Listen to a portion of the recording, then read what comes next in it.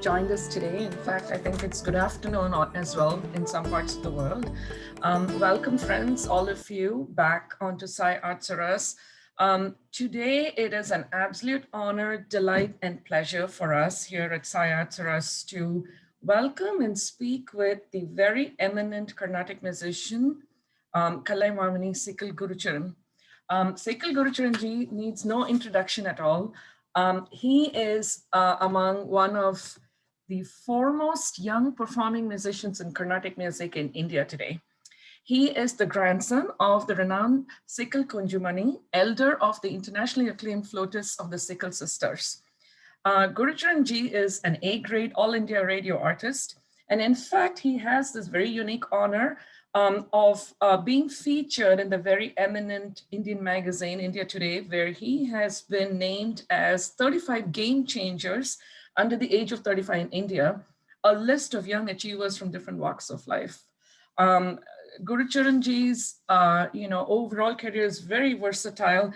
While he completed his master's degree in financial management from Loyola College, after completing post-graduation, Sikkil ji did a brief stint as a radio jockey at World Space Radio. Very interesting, Gurucharan ji. I didn't realize that there was another facet to you.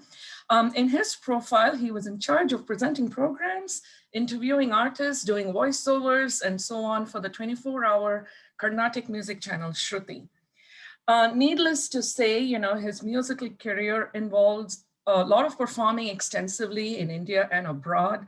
He has performed in many, many prestigious venues such as the Music Academy, Sri Shanmukhananda Sabha, Riverside Theatres in Sydney, the Esplanade Theatres in Singapore, Korean Arts Management Center in Seoul, to name a few, including the Cleveland Tyagaraja Festival in the United States. And what is very interesting about Gurucharan ji is, apart from his traditional Carnatic music concerts, conforming to the traditional Paddhati style, Gurucharan ji is in great collaboration with the renowned pianist, Anil Srinivasan, and they've brought together classical piano, Carnatic vocal music to create a format which has been termed as devastatingly beautiful by the legendary guitarist John McLaughlin. And another honor that Gurucharan ji brings to the table is that in the album that he worked in collaboration with John McLaughlin and Mandolin Srinivas and Louis Banks, called Miles from India, it was nominated for the Best Contemporary Jazz Album at the 51st Grammy Awards. Gurucharan ji, I cannot do justice to your bio. You have so many accomplishments. You have been awarded so many different titles and conferred so many honors. I don't want to take too much of this time. I recommend everyone to go visit your website to learn more. But we are very excited to have you. Welcome. How are you doing today? Doing well. Thank you so much. Eagerly looking forward to meeting audience through SciArtsRUs. No, we are very, very honored to have you. As you know, Gurucharan ji, and I think many of our audiences tuned in the past as well. SciArtsRUs, while we are a relatively young organization, a lot of our mission is in trying to, focus on the arts and sciences, especially in the interplay of sciences and the arts. And I think we are so excited to have you on board with the Hexagram series, which you're going to be talking about in just a little bit. But just for the benefit of our audience, I was wondering if you could please maybe touch upon a little bit of your musical projects that you've been working on, currently that you find very interesting. I know there's been a few exploring the science and math behind Carnatic music as well.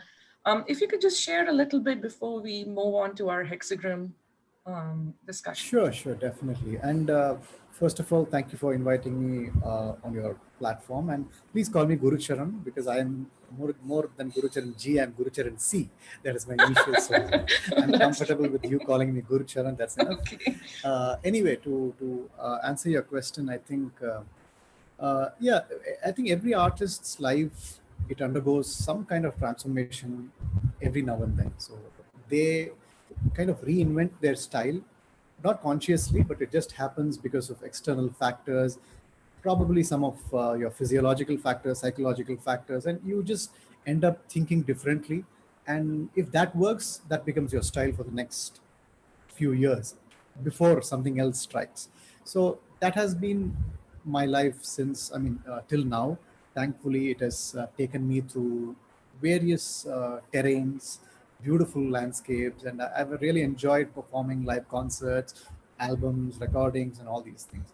But I think it was sometime in 2015 that I really started looking at Carnatic music from the lens of a stream of art which has beautiful scientific techniques to it. So in 2015, I got this wonderful opportunity to do a fellowship in University of California, Davis, as part of the Fulbright Nehru Excellence Award, where I actually interacted with students who were not aware of Carnatic music. And it was a huge challenge for me initially to communicate our art form to that new bunch of listeners and consumers, I would say. But what they did to me in turn was to make me explore Carnatic music as an art form which has sound scientific principles. So I started going back to my roots, going back to my early lessons, and I realized that there is so much of science that we have,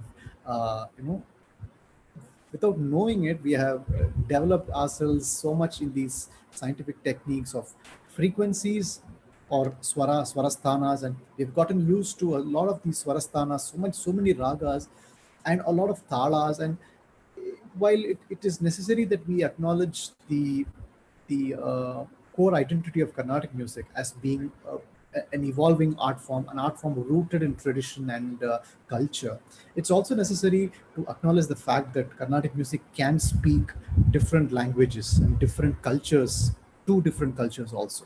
So it can speak to multicultural audiences as well.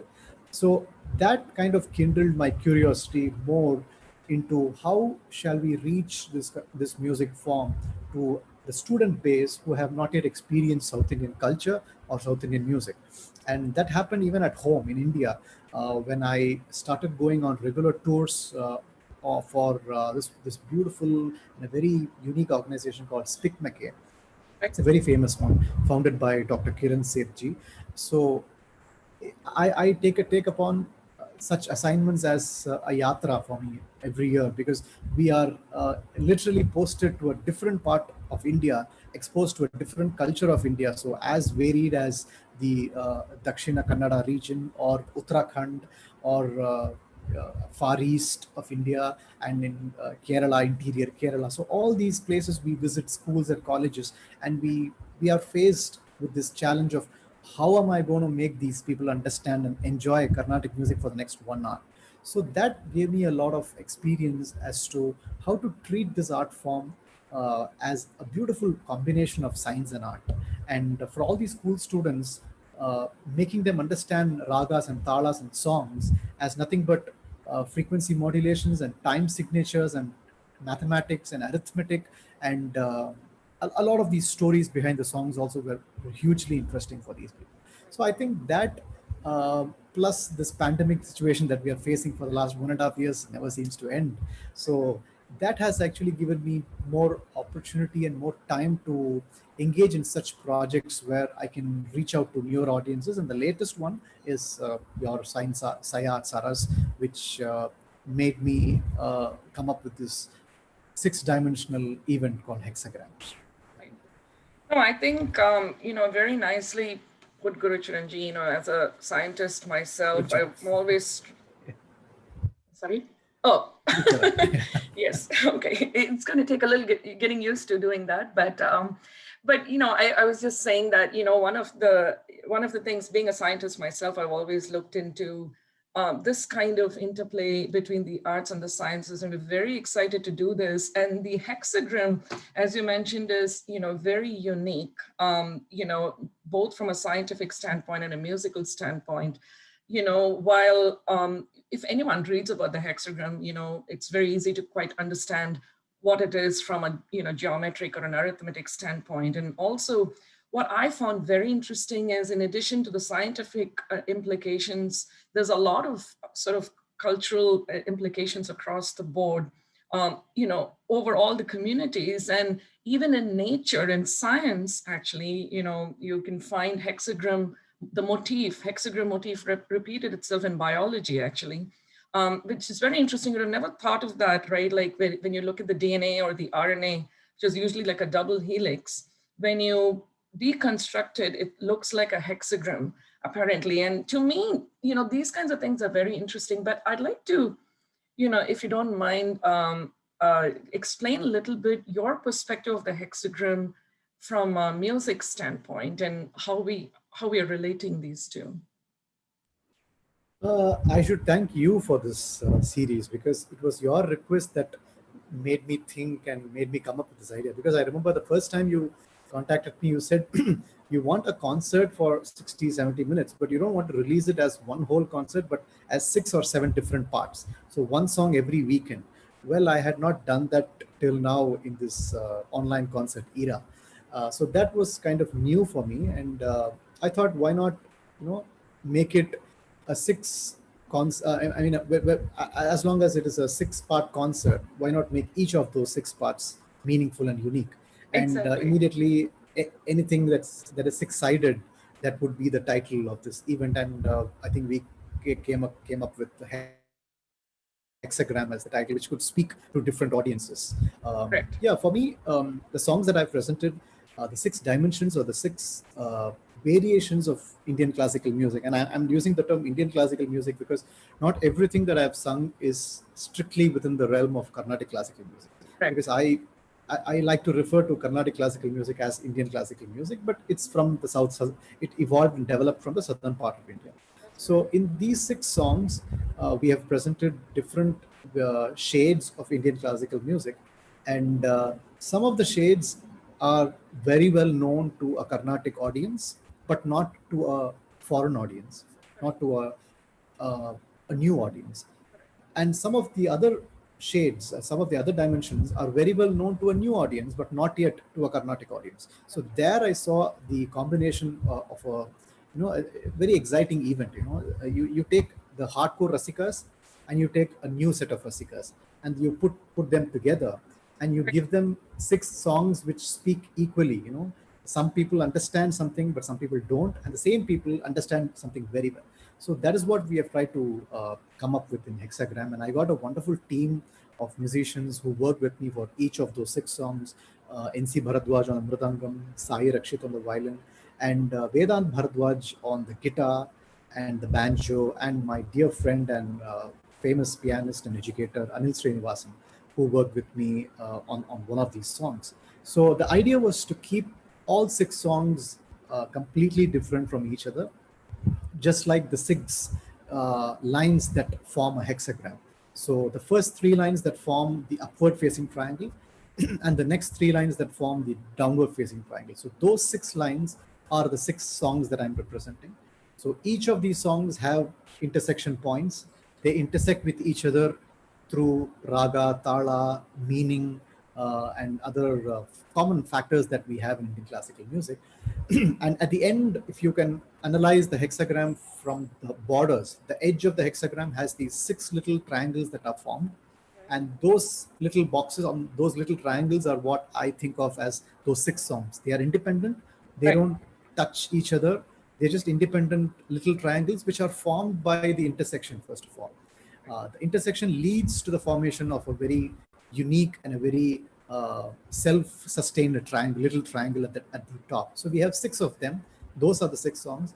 And if you analyze the epicenter of those 6 lines, or the epicenter of the hexagram itself, that is where the bindu is. So we have the Sri Chakra, which is also a very advanced form of hexagram.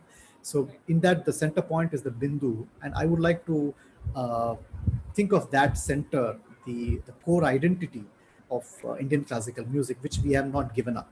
So wherever we went with these little triangles, the epicenter remained the same. So there, in that bindu, in that central region full of energy and full of force, I would imagine the identity of Carnatic classical music, South Indian classical music, which is preserved intact, no matter how we try to present it in a different way. That is the whole story. Yeah. I think this is going to be very exciting. I definitely want to convey this to our audience. It's not just different, but the thought that has gone into it, on how to present it, and also to get our rasikas, or audience, to think about the scientific bent to it while consciously listening to our music. And to your point, every time you listen to Carnatic music, we're not thinking about the scientific angle behind it. And I think this time this would make everyone think a little bit more about that. And I really think this is truly a meeting of not just science and arts, it's also a meeting of culture, I feel. It just coincidentally happens to be that the hexagram is prevalent across so many different cultures. And also from an art standpoint. And I thought it was very, very interesting. And we're only at this point, I think, scratching the surface, Gurucharan. So I hope, going forward, we could go in depth into this and, explore more facets as well.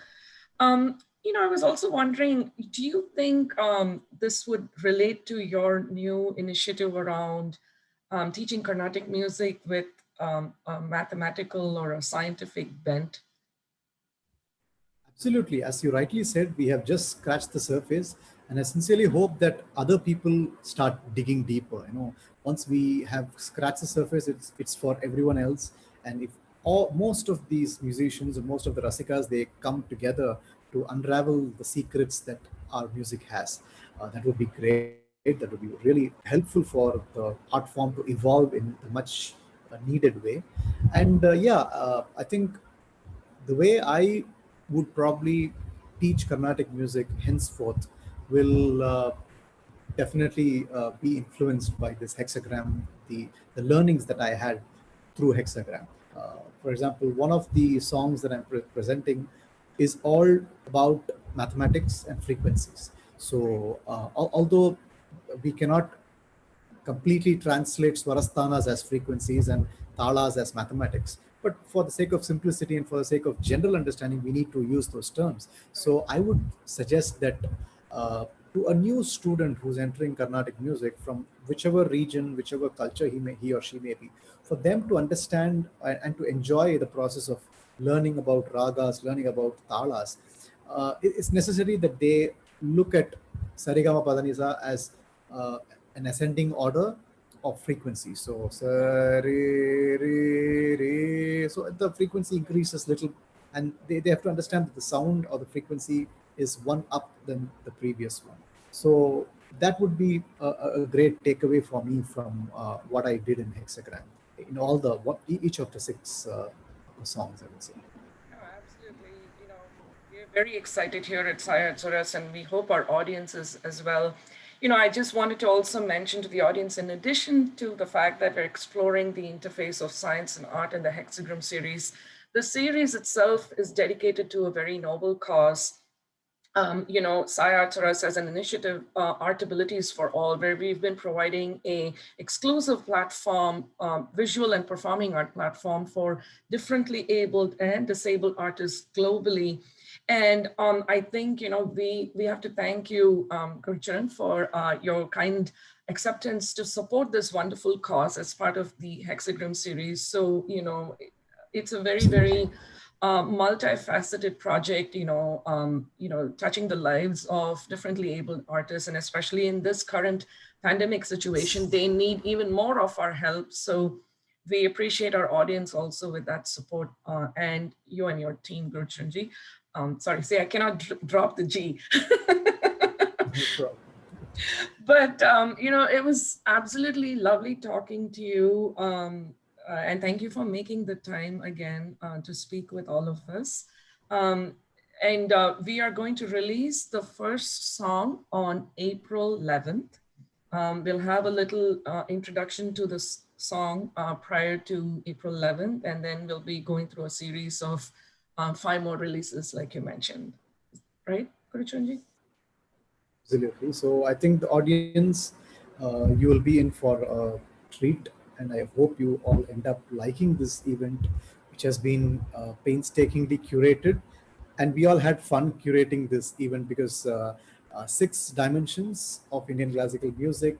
I'll just give you a sneak peek because most of the people whom I spoke to, they were always asking for what are the 6 songs, So Right. I just told them maybe I'll give you 1 or 2, not more than that, because I want you to come and listen to the songs being released each weekend beginning April 11th.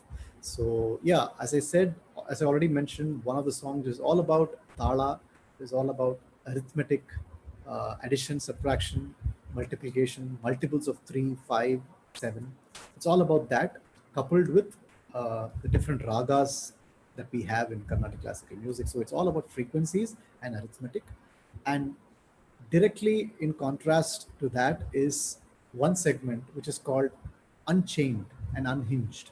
So, well, these are 2 concepts that are hugely familiar to a Carnatic audience because they would not come out of a concert hall happy if they have not heard Raga Alapana and Aswara Kalpana. So this is a given for them. But for a new audience, we are going to term this as unchained and unhinged. So what happens during a Raga Alapana is that both myself and my violin artist Sai Rakshit, we just choose a random set of ragas. We are not bound by time. We're not bound by tala or a rhythm that we have to adhere to completely. So we take these little detours and we choose different pockets of ragas. We choose different ragas and we switch to tanam singing, which is also a freestyle singing, and then we go to vrittam, which is also freestyle. So it's all about it's similar to a little boy running scot free in a Yeah. huge park. He has the whole park for himself. He just has to discover different areas of the park, different play items, and he has a whale of a time. So that is what happens in Unchained, the segment. So we have these 2 contrasting segments, and like that we have 4 other segments that will hopefully engage you and enlighten you about Indian classical music. As Dr. Ranjani said, this supports a very noble cause, Artability. So please do make sure that you enjoy the concert and at the same time contribute generously to the wonderful cause that this program is associated with. Thank you. Well, thank you so much again, Gurujan, for joining us today and spending your precious time talking to us about this. We look forward to the series and we look forward to your audience for joining us as well. Tune in starting from April 11th for the wonderful Hexagram series. And thank you once again, Gurucharan. Have a lovely night, and see you soon next week.